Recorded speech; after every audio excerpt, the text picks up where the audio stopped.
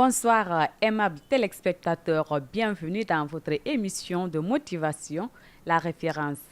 On dit souvent que personne n'est trop vieux pour se fixer un nouvel objectif ou réaliser de nouveaux rêves. Sur ce, je reçois pour vous aujourd'hui comme invité M. Nianga Komata Goumou. Il est le premier vice-gouverneur de la Banque centrale de la République de Guinée. Avec lui dans cette émission, nous parlerons non seulement de son parcours, et surtout les secrets de sa réussite. Alors, chers téléspectateurs, restez toujours avec nous. Dans un instant, je reviens sur ce plateau pour commencer cette émission avec vous.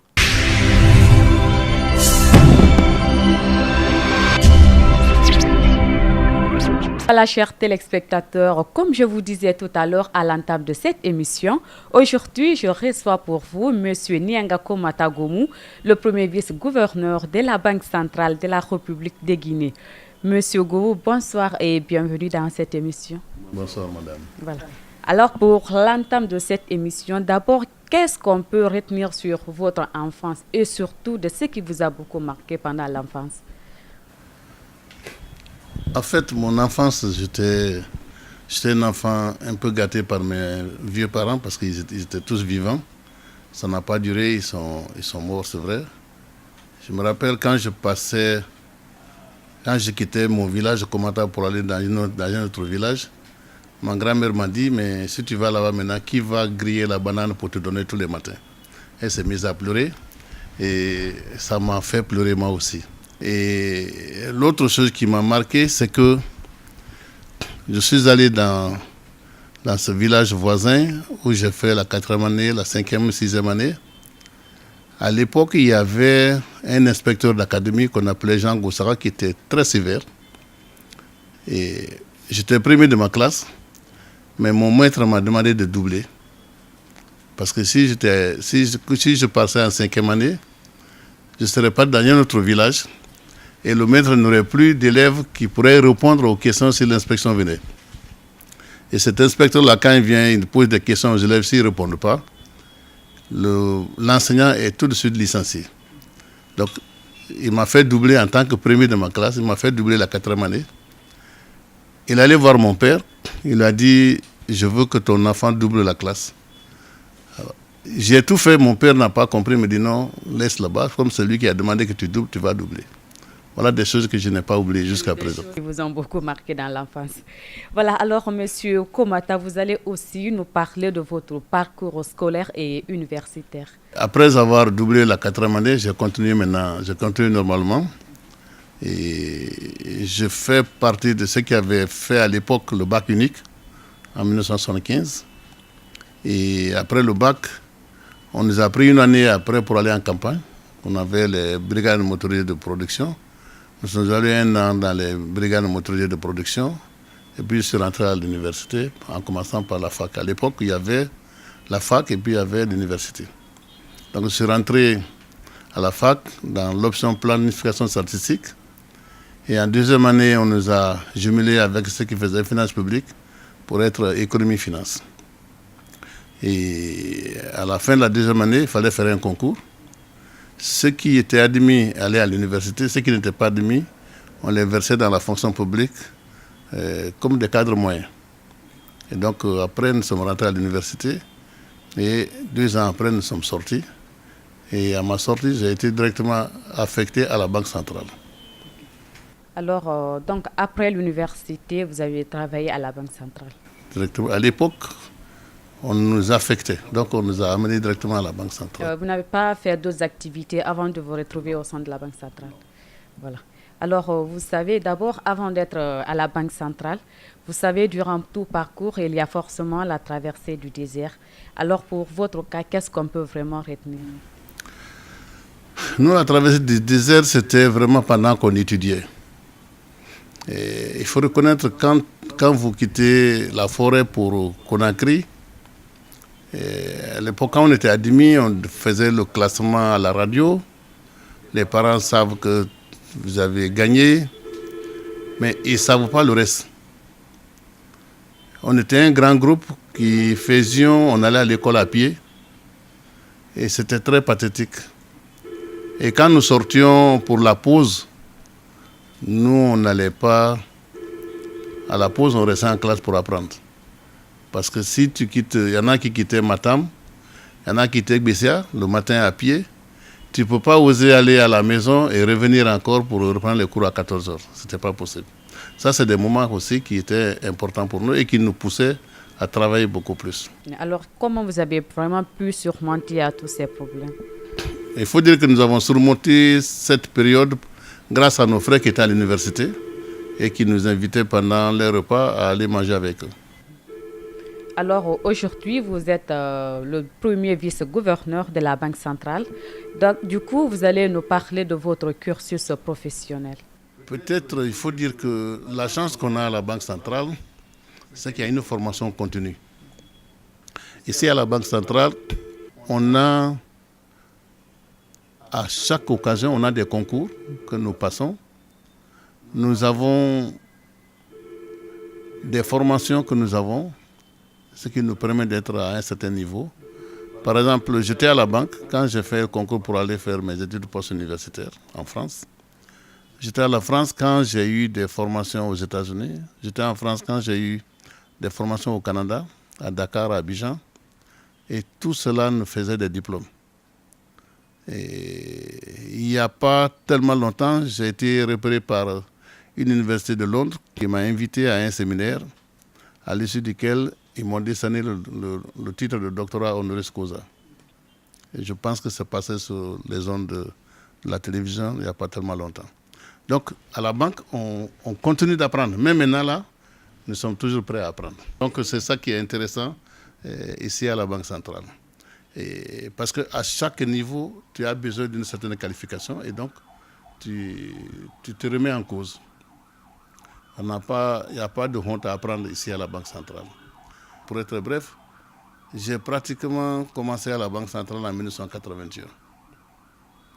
En 1981 et en 1984, j'ai été nommé chef comptable adjoint de la Banque centrale. En 1986, j'ai abandonné, j'ai fait un concours pour aller en France. Où je suis resté un an, je suis revenu. J'ai repris encore chef de service. Et chef de service, j'ai fait le portefeuille, c'était au service bancaire.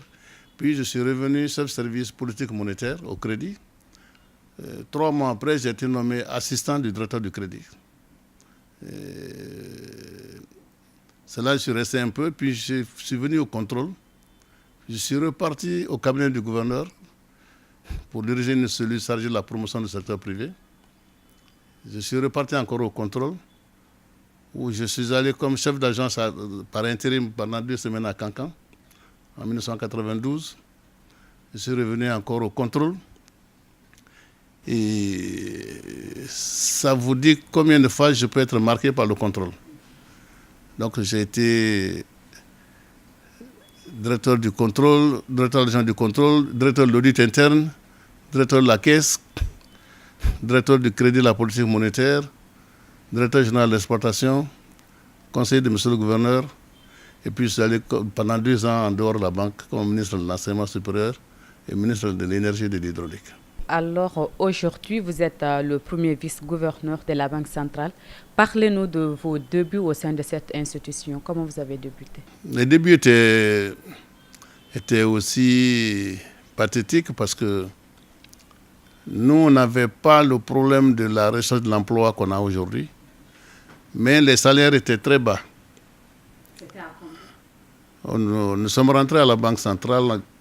Même si avant d'avoir soutenu votre mémoire, vous rentrez au grade d'hiérarchie C avec 3200 CELI. 3200, et ce qui a continué, quand vous soutenez, vous aviez 6000. Donc nous sommes rentrés 2 ans après, on a soutenu, et on a été classé à la hiérarchie A. Donc à l'époque, c'était hiérarchie B. Après, la fonction publique a changé pour mettre des B dans A. Et les C sont venus dans B. Donc nous avons commencé comme ça. Et il fallait toujours avoir un mentor. On a eu des directeurs ici, des dirigeants qui nous ont dit à la banque, c'est difficile. Surtout quand vous êtes à la Banque centrale, on vous regarde, on vous suit. Au début, vous aviez commencé avec combien de salaire par mois? 3200. 3200 francs guinéens. Sili. Sili. Et si on évalue ça, c'est combien en francs guinéens? Non, vous pouvez comprendre, à l'époque, le dollar valait 33 Sili, puis 320. Et c'est en 85 qu'on a changé tout ça après l'arrivée du CRMR en 84. Donc tout ça, ça a changé. Les salaires ont commencé à évoluer. On est arrivé dans les 50 000, puis 100 000. Bon, jusqu'à aujourd'hui, bon. C'est difficile de faire comprendre ça aux jeunes et aux enfants parce qu'ils sont pressés d'avoir des millions alors que ce n'est pas forcément ça. Je dis souvent aux jeunes, si vous êtes en train de chercher du métier, cherchez le métier. Le salaire, quel que soit le niveau, vous avez 3 mois pour vous habituer à un salaire. Et après, ça ne représente plus rien. Parce que même si vous passez aujourd'hui de 2 millions à 10 millions, le premier mois, vous pensez que vous avez beaucoup d'argent. Et vous créez de nouvelles dépenses. Le deuxième mois, vous créez d'autres dépenses parce que vous avez un reliquat que vous avez. Et après 3 mois, c'est fini, tout est bouché. Vous vous habituez à certaines choses. Donc le salaire ne représente pas grand-chose. Ce qui est important, c'est l'aisance que vous avez dans votre travail et peut-être la rigueur que vous mettez sur vous-même pour utiliser le salaire que vous avez. Et si nous sommes aussi fiers à travailler à la Banque centrale, c'est aussi un peu ce côté parce qu'on est obligé de faire attention au salaire. Voilà, chers téléspectateurs, si vous venez de nous suivre, nous sommes toujours dans votre émission La Référence. Aujourd'hui, j'ai reçu pour vous comme invité M. Nianga Koumata Gomu, le premier vice-gouverneur de la Banque centrale de la République de Guinée. Alors, restez toujours avec nous dans un instant, les témoignages.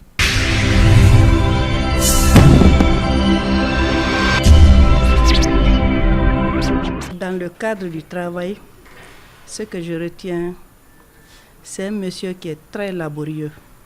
Il aime beaucoup son travail. La preuve est que, en rentrant chez lui le soir, il peut partir avec des documents, des dossiers, pour pouvoir continuer de travailler à la maison. Et souvent, il dit qu'il se lève très tôt pour pouvoir achever son travail. De la faculté des sciences administratives et juridiques de Donka jusqu'à l'université Gamal Abdel Nasser, en passant par le camp Kwame Nkrumah et la Banque centrale. Nous sommes arrivés ici la même année et depuis, par bonheur, il a toujours été mon collaborateur direct et voire même mon chef hiérarchique. Je l'ai beaucoup côtoyé. Ce que je retiens de lui, c'est son humilité. C'est extrêmement important dans la vie d'un intellectuel. Et puis, aussi doublé d'un grand religieux. Et tout ce qu'il fait dans la vie, il se réfère à sa Bible. Et je sais qu'il est très humble. Et aussi, il a surtout l'amour du prochain. C'est ce qui est important dans la vie d'un homme. C'est un véritable chef de famille.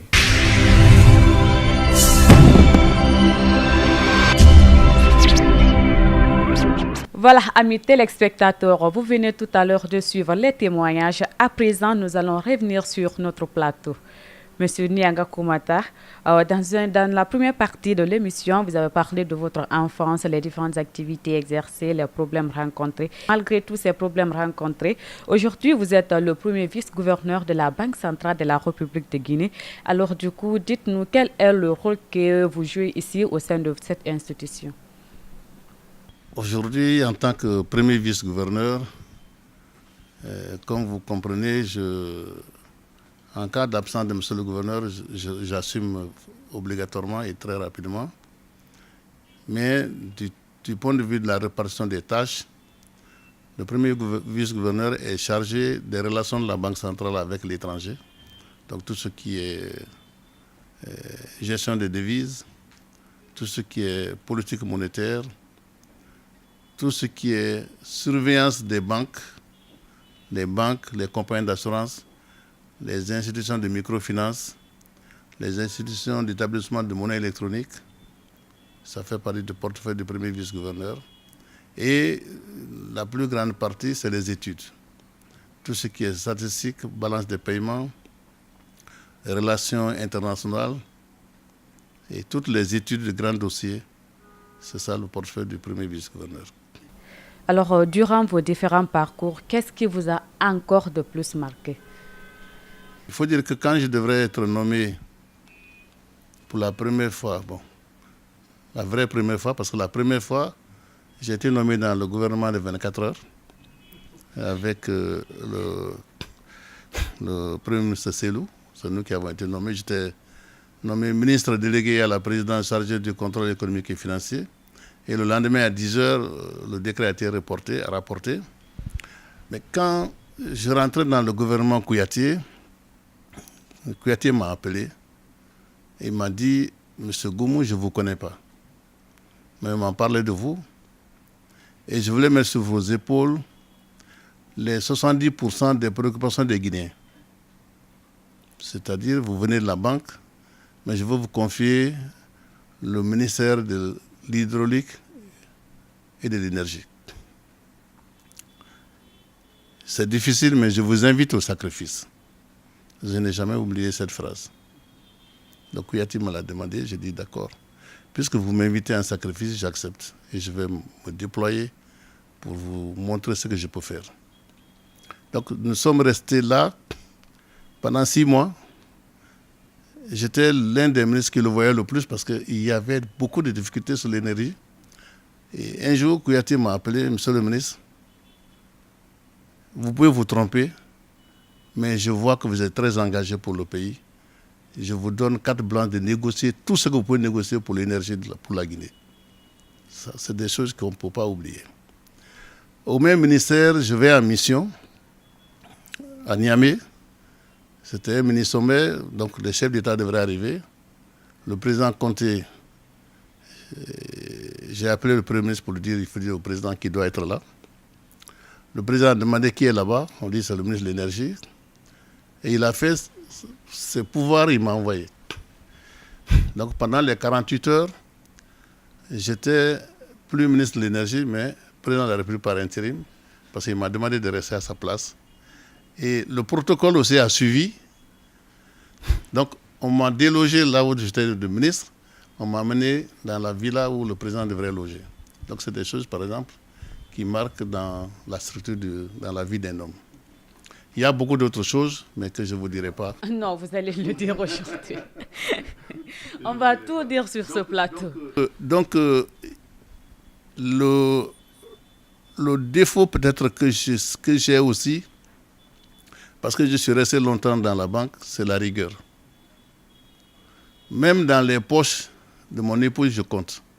Même dans les poches de mes enfants, je compte. Parce qu'il n'y a que ça pour pouvoir mieux gérer. Alors, si aujourd'hui, M. Komata, vous êtes considéré par beaucoup de personnes comme étant une référence, du coup, pouvez-vous nous dire quels sont réellement les secrets de votre réussite? C'est vous qui pensez que j'ai réussi. Moi, je pense encore que j'ai beaucoup de choses à faire. Mais pour le moment, jusque-là, il faut, pour les jeunes, il faut beaucoup de discipline sur soi. Quand j'étudiais en France, il y a une famille française qui m'a invité à un dîner. J'ai vu un enfant qui était à l'école primaire, en 6e année de l'école primaire, qui m'a dit, Monsieur Goumou, moi je vais être le premier ministre de la France. Imaginez bien. Et ses parents avaient l'obligation de le réveiller pour qu'il suive toutes les émissions politiques. À l'époque, il y avait 7 sur 7. Il y avait l'heure de vérité.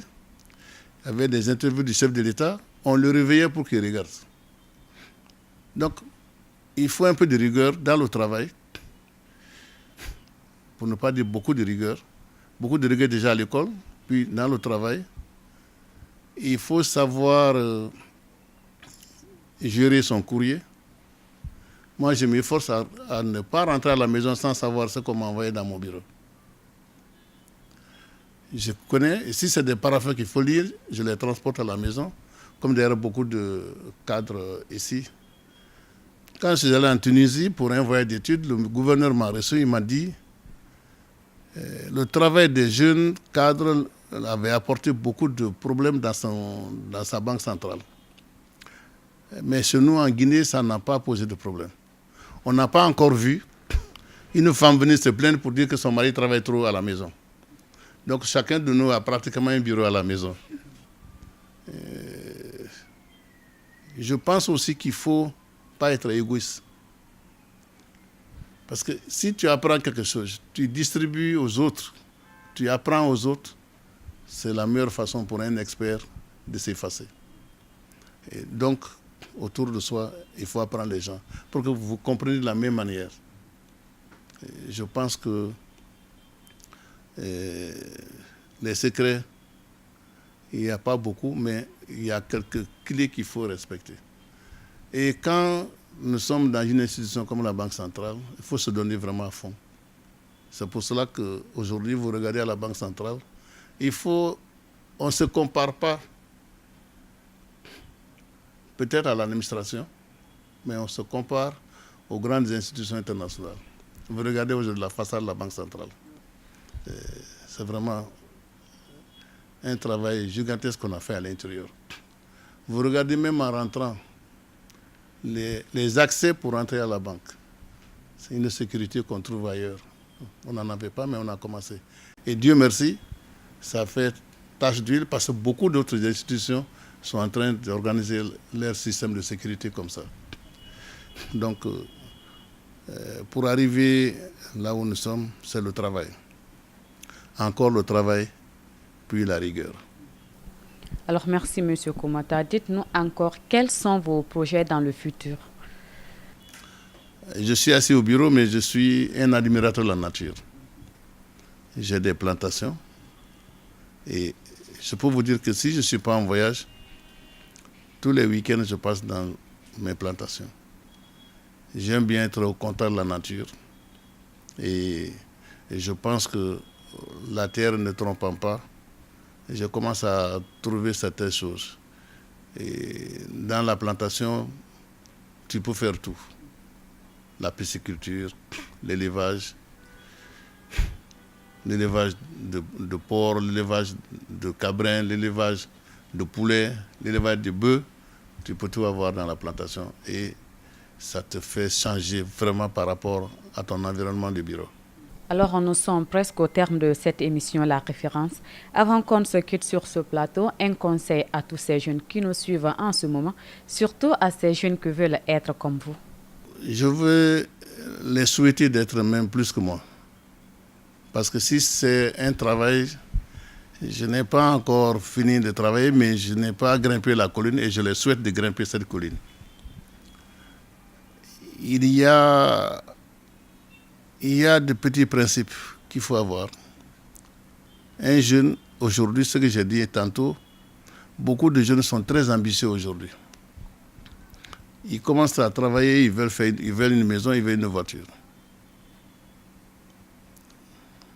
Un jour, je parlais avec ma première fille qui est au Canada, qui m'a dit, papa, c'était votre temps. Quand je lui ai dit que je quittais Bonfils à pied pour venir à la fac, elle dit, papa, ça c'était votre temps. Parce que ton père était cultivateur, il n'était même pas à Conakry. Mais comment moi je peux marcher à pied alors que mon père a une voiture climatisée? Alors j'ai ri. Et peut-être qu'elle avait raison, n'est-ce pas? Les jeunes devraient faire beaucoup attention aujourd'hui. Ils ont beaucoup de possibilités, ils savent même où ils vont. Avant, les gens étudiaient, ils ne savaient même pas ce qu'ils voulaient être, ce qu'ils allaient être. Ils ne connaissaient même pas ce qui était devant. Aujourd'hui, avec l'informatique, avec les réseaux, tout le monde sait ce qu'il y a devant. Il faut commencer doucement, avec beaucoup de patience, avec beaucoup d'assiduité et aimer ce que tu fais. Quand tu aimes ce que tu fais, tu vas être expert dedans. C'est ce que je peux leur dire. Ils n'ont qu'à avoir beaucoup de rigueur sur eux-mêmes. On peut s'amuser. On peut s'amuser même à 90 ans. C'est même ce que beaucoup d'Européens font maintenant. Quand ils travaillent, ils sont très stricts et à la retraite, ils peuvent s'amuser. Là, vous n'avez aucun compte rendu à faire à quelqu'un. Et je voulais inviter les jeunes à s'amuser très peu et à se mettre au travail. Voilà, chers téléspectateurs, nous sommes au terme de votre émission La Référence. Je rappelle qu'aujourd'hui, j'ai reçu pour vous Comme invité, M. Nianga Komatagoumou, le premier vice-gouverneur de la Banque centrale de la République de Guinée, qui nous a parlé de son enfance, de son parcours, les différentes activités exercées, les problèmes rencontrés, surtout les secrets de sa réussite. Alors, chers téléspectateurs, je souhaite vous reprendre la semaine prochaine dans un autre numéro de l'émission. Merci pour l'intérêt que vous accordez à cette émission. La semaine prochaine et au revoir.